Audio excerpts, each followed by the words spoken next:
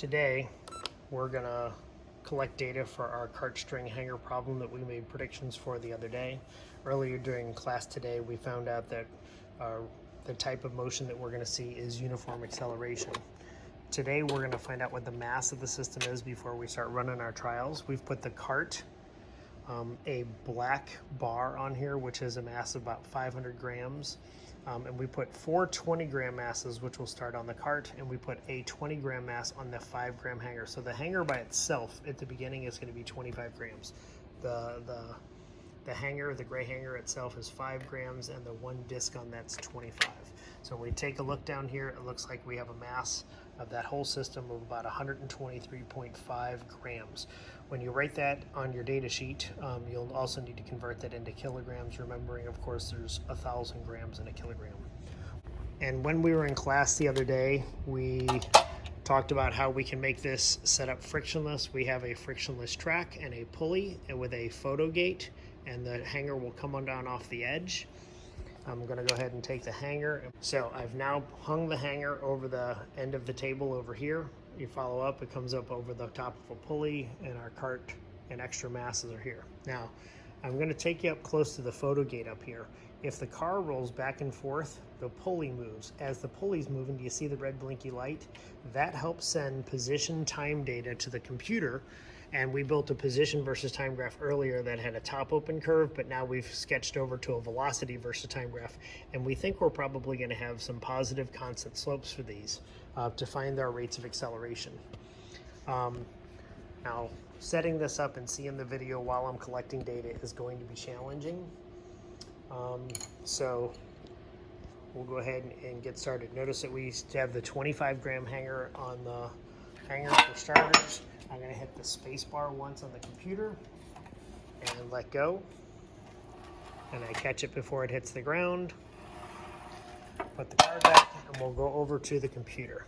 Now notice that the computer has done a pretty good job of matching the slope, but it's not exactly perfect. So we're going to highlight the good part of the graph, and again, this is for a velocity versus time graph, and we'll come up over here, and 3 buttons over from the go button is the slope. And we'll pull that in there, and we have a slope of 0.2890 meters per second squared. So we'll record that as our first acceleration. Remember, we had a 25-gram hanger. I've already done the calculations for you to convert the mass of the hanger into kilograms. We're going to write our first acceleration down here, and again, that was 0.2890. Our additional accelerations will be writing below that. What about these net forces? Well, we said in class that the net force, what caused the system to accelerate, was gravity pulling on the hanger. So it's really the weight of the hanger is what we're going to have to put on here. So how do we calculate the weight of the hanger? Well, we've been calculating weight for the last few days in class, and to do that we use gravitational field strength constant on the Earth times the mass, and specifically this is the mass of the hanger that's causing our system to speed up. So scientists said the gravitational field strength constant of the Earth was 9.81 newtons per kilogram times the mass of the hanger.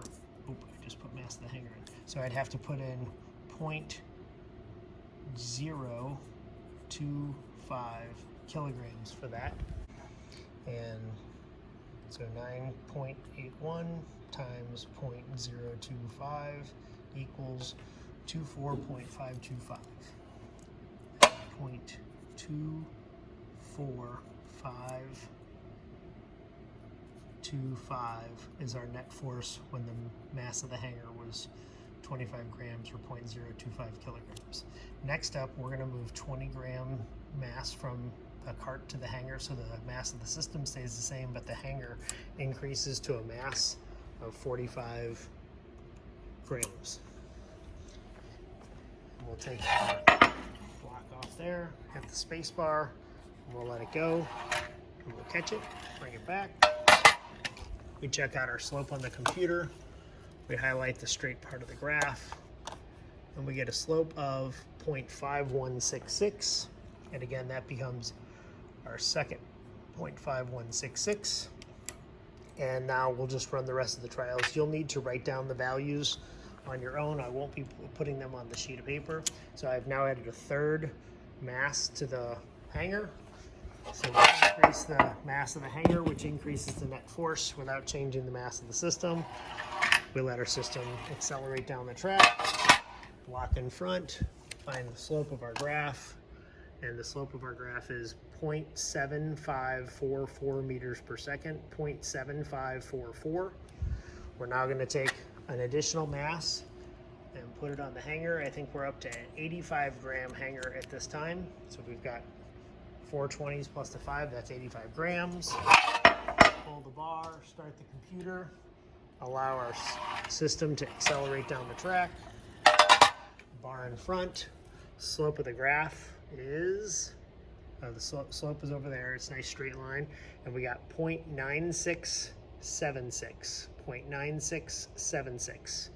And one more trial, we now have 105 grams on the hanger, and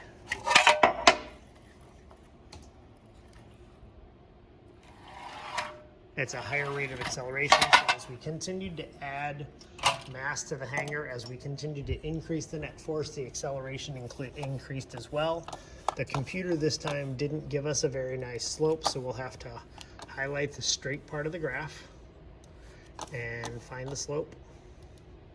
And it looks like the slope of this graph, 1.216 meters per second per second. 1.216 meters per second per second. Please use your net force data and your acceleration to build a graph. Ultimately, you're going to need to have acceleration on the y-axis and net force on the x-axis. Acceleration measured in meters per second squared and net force measured in